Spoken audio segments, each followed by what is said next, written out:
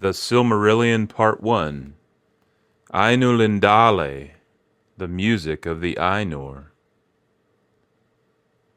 There was Eru, the one, who in Arda is called Iluvatar, and he made first the Ainur, the holy ones, that were the offspring of his thought, and they were with him before aught else was made.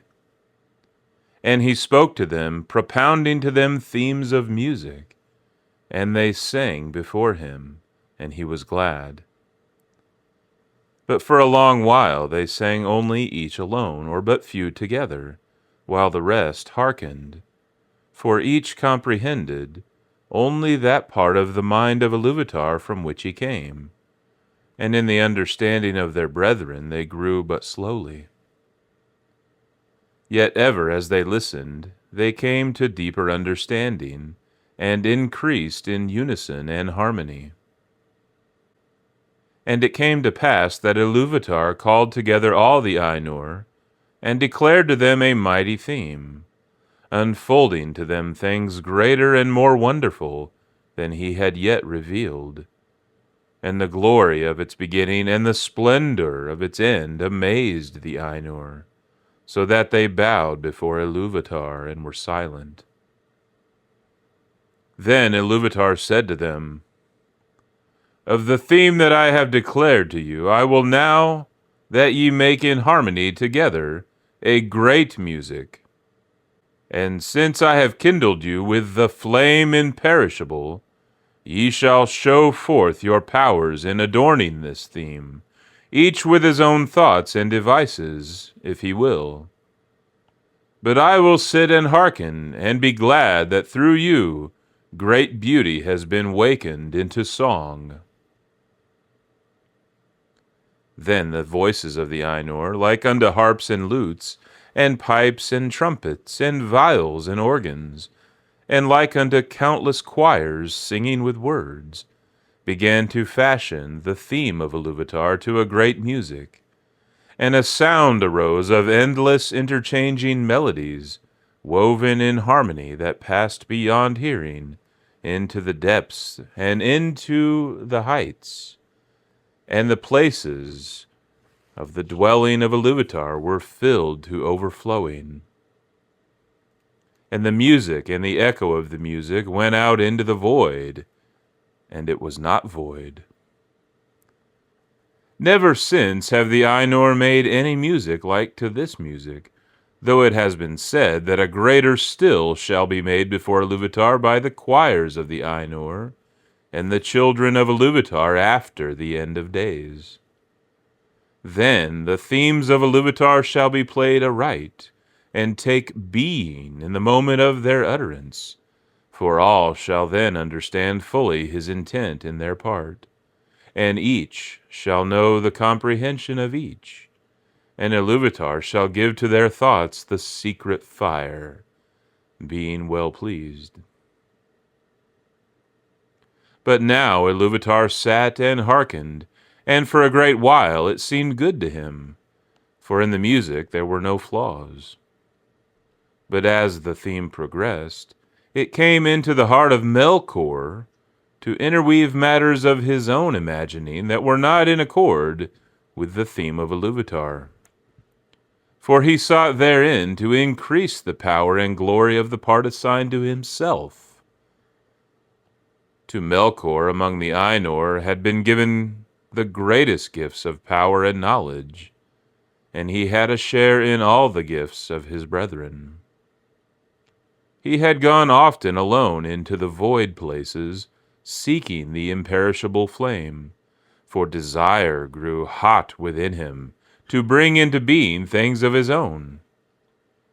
And it seemed to him that Iluvatar took no thought for the void, and he was impatient of its emptiness. Yet he found not the fire, for it is with Iluvatar. But being alone, he had begun to conceive thoughts of his own, unlike those of his brethren. Some of these thoughts he now wove into his music, and straightway discord arose about him, and many that sang nigh him grew despondent, and their thought was disturbed, and their music faltered. But some began to attune their music to his, rather than to the thought which they had at first. Then the discord of Melkor spread ever wider, and the melodies which had been heard before foundered in a sea of turbulent sound. But Iluvatar sat and hearkened, until it seemed that about his throne there was a raging storm, as of dark waters that made war one upon another in an endless wrath that would not be assuaged. Then Iluvatar arose, and the Ainur perceived that he smiled. And he lifted up his left hand, and a new theme began amid the storm, like and yet unlike to the former theme, and it gathered power and had new beauty.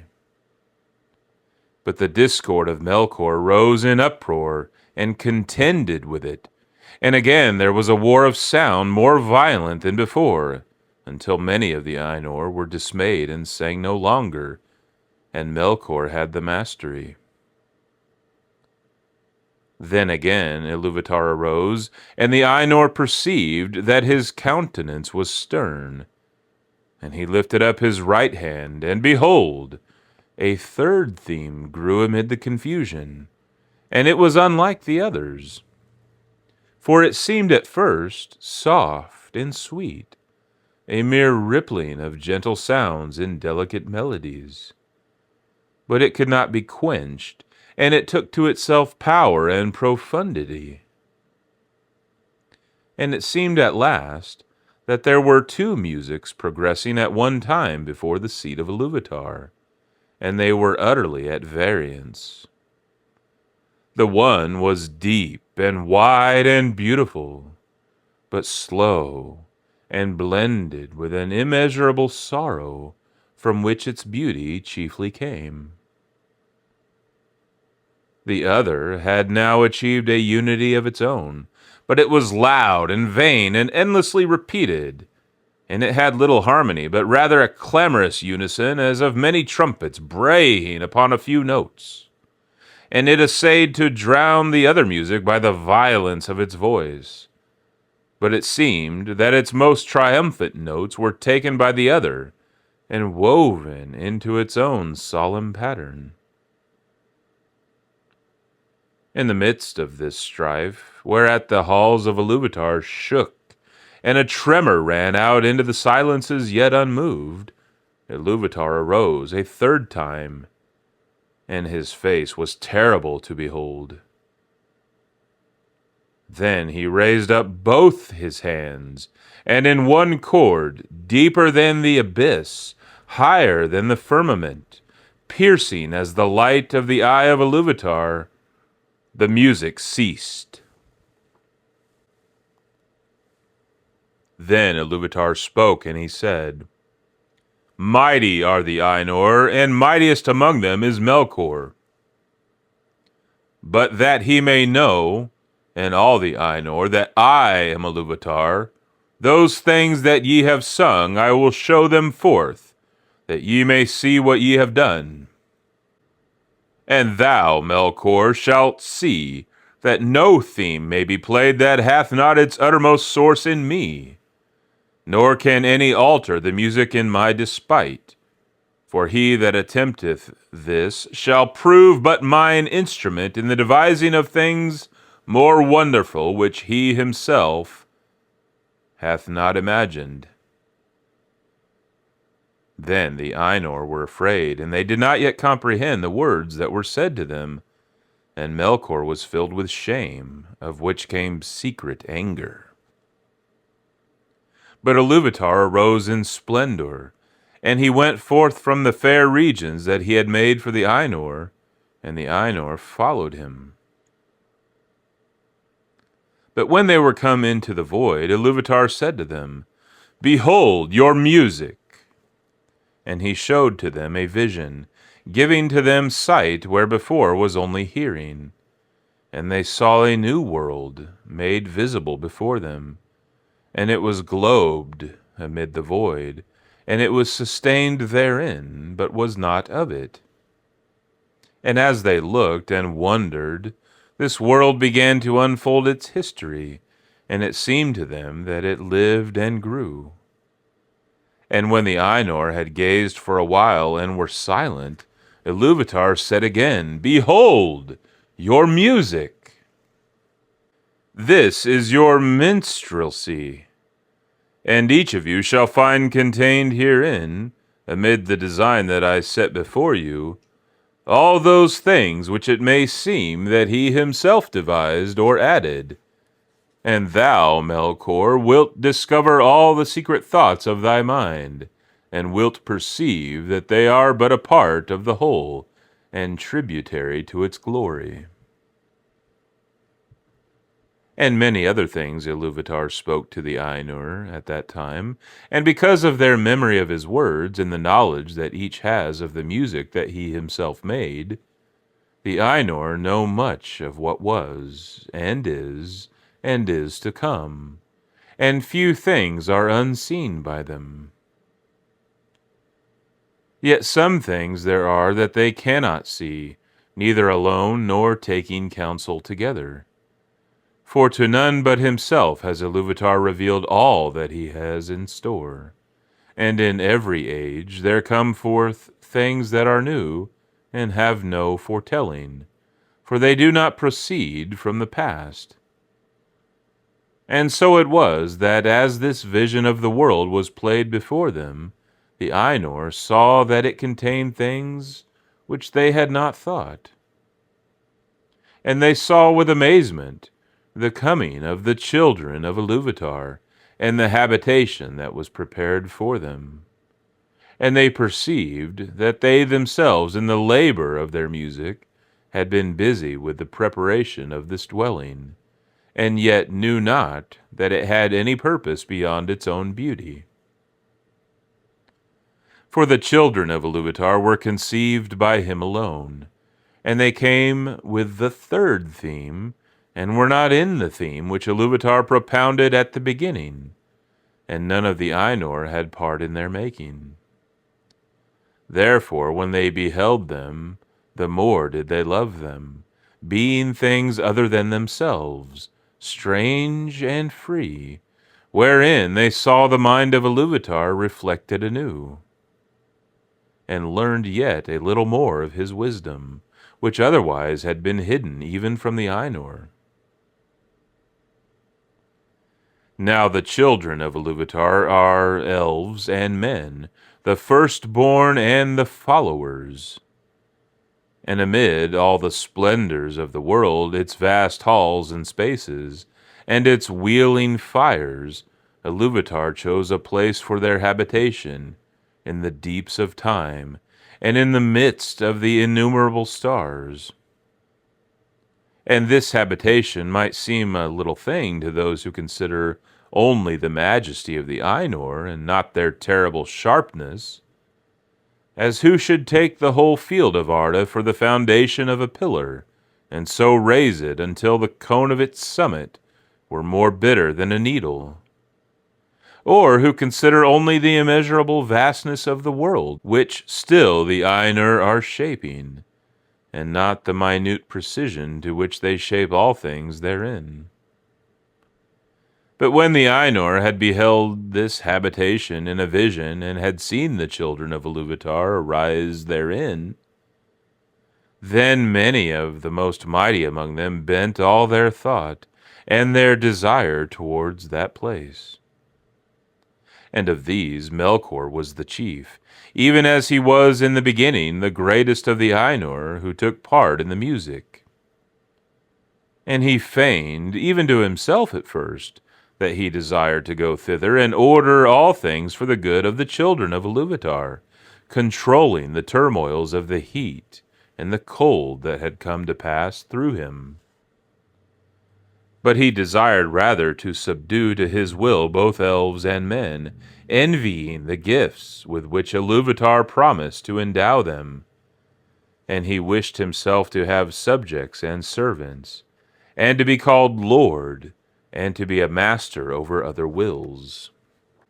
But the other Ainur looked upon this habitation set within the vast spaces of the world which the elves call Arda, the earth. And their hearts rejoiced in light, and their eyes, beholding many colors, were filled with gladness. But because of the roaring of the sea, they felt a great unquiet. And they observed the winds and the air, and the matters of which Arda was made, of iron and stone and silver and gold, and many substances. But of all these, water they most greatly praised. And it is said by the Eldar that in water there lives yet the echo of the music of the Ainur, more than in any substance else that is in this earth. And many of the children of Iluvatar hearken still unsated to the voices of the sea, and yet know not for what they listen. Now to water had that Ainu, whom the elves call Ulmo, turned his thought, and of all most deeply was he instructed by Iluvatar in music.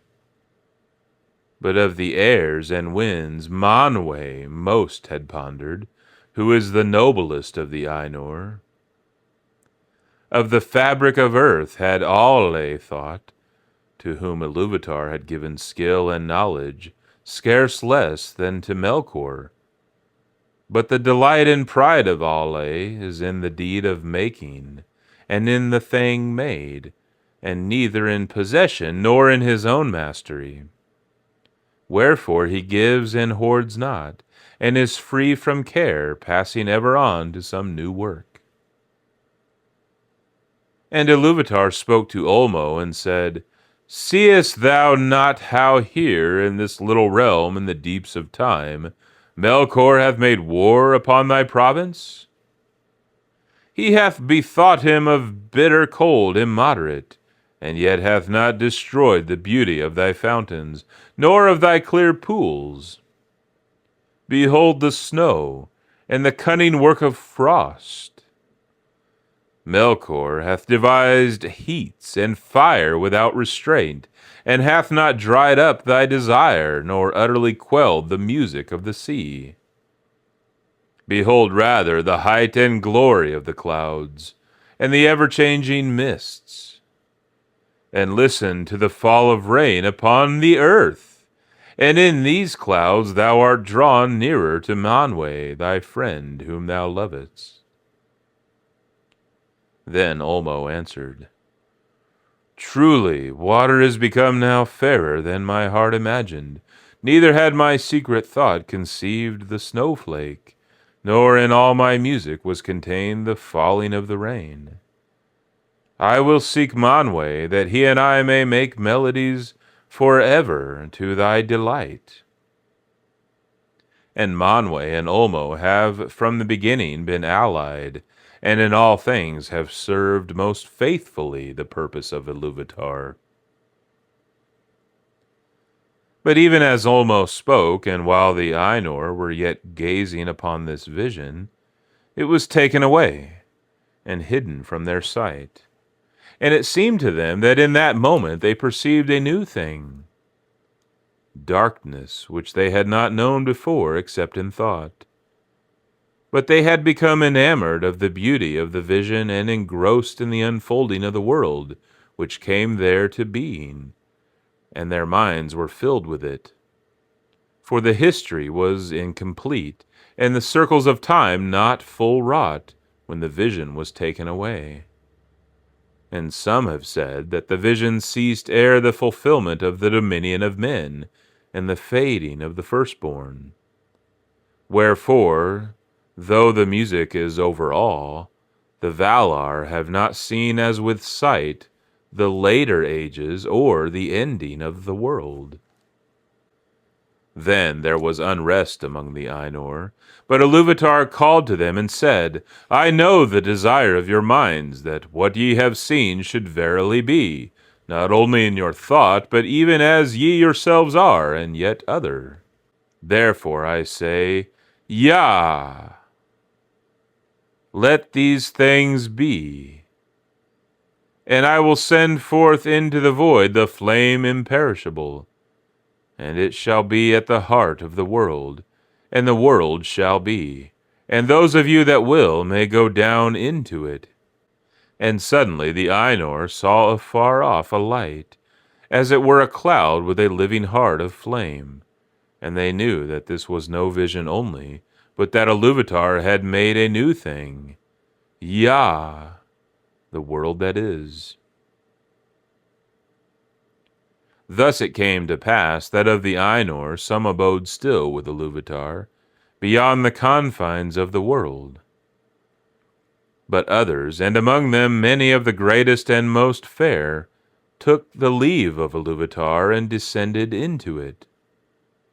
But this condition Iluvatar made, or it is the necessity of their love, that their power should thenceforward be contained and bounded in the world, to be within it forever until it is complete, so that they are its life and it is theirs. And therefore they are named the Valar, the powers of the world. But when the Valar entered into Yah, they were at first astounded and at a loss, for it was as if naught was yet made which they had seen in vision, and all was but on point to begin, and yet unshaped, and it was dark. For the great music had been but the growth and flowering of thought in the timeless halls, and the vision only a foreshowing. But now they had entered in at the beginning of time, and the Valar perceived that the world had been but foreshadowed and foresung, and they must achieve it.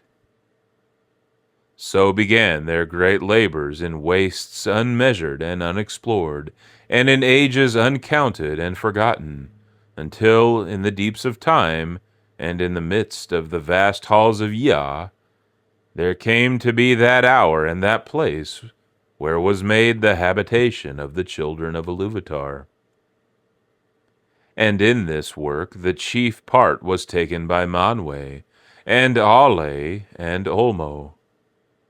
But Melkor too was there from the first, and he meddled in all that was done, turning it, if he might, to his own desires and purposes, and he kindled great fires.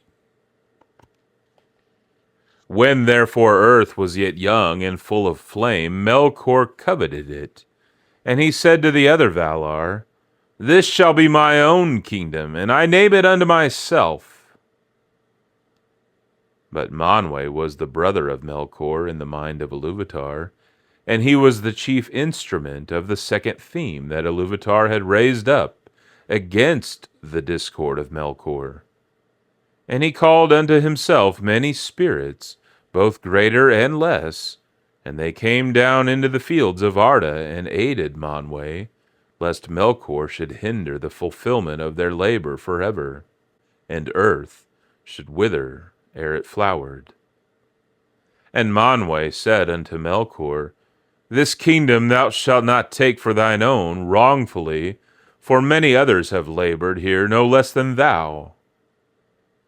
And there was strife between Melkor and the other Valar, and for that time Melkor withdrew and departed to other regions, and did there what he would. But he did not put the desire of the kingdom of Arda from his heart. Now the Valar took to themselves shape and hue, and because they were drawn into the world by love of the children of Iluvatar, for whom they hoped, they took shape after that manner which they had beheld in the vision of Iluvatar, save only in majesty and splendor. Moreover, their shape comes of their knowledge of the visible world rather than of the world itself, and they need it not, save only as we use raiment. And yet we may be naked and suffer no loss of our being. Therefore the Valar may walk, if they will, unclad, and then even the Eldar cannot clearly perceive them, though they be present. But when they desire to clothe themselves, the Valar take upon them forms, some as of male and some as of female, for that difference of temper they had even from their beginning, and it is but bodied forth in the choice of each, not made by the choice, even as with us male and female may be shown by the raiment, but is not made thereby. But the shapes wherein the great ones array themselves are not at all times like to the shapes of the kings and queens of the children of Iluvatar, for at times they may clothe themselves in their own thought, made visible in forms of majesty and dread. And the Valar drew unto them many companions, some less, some well nigh as great as themselves, and they labored together in the ordering of the earth and the curbing of its tumults. Then Melkor saw what was done, and that the Valar walked on earth as powers visible, clad in the raiment of the world, and were lovely and glorious to see, and blissful, and that the earth was becoming as a garden for their delight, for its turmoils were subdued. His envy grew then the greater within him, and he also took visible form, but because of his mood and the malice that burned in him, that form was dark and terrible. And he descended upon Arda in power and majesty, greater than any other of the Valar, as a mountain that wades in the sea, and has its head above the clouds, and is clad in ice, and crowned with smoke and fire.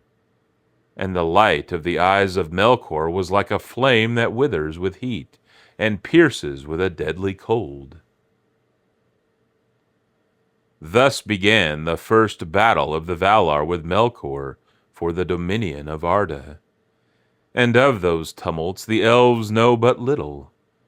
For what has here been declared is come from the Valar themselves, with whom the Eldalai spoke in the land of Valinor, and by whom they were instructed. But little would the Valar ever tell of the wars before the coming of the elves.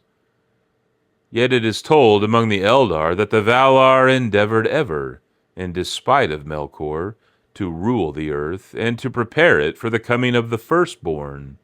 And they built lands, and Melkor destroyed them. Valleys they delved, and Melkor raised them up. Mountains they carved, and Melkor threw them down. Seas they hollowed, and Melkor spilled them. And naught might have peace or come to lasting growth. For as surely as the Valar began a labor, so would Melkor undo it or corrupt it. And yet their labor was not all in vain, and though nowhere and in no work was their will and purpose wholly fulfilled, and all things were in hue and shape other than the Valar had at first intended, slowly, none the less, the earth was fashioned and made firm. And thus was the habitation of the children of Iluvatar established, at the last in the deeps of time, and amidst the innumerable stars.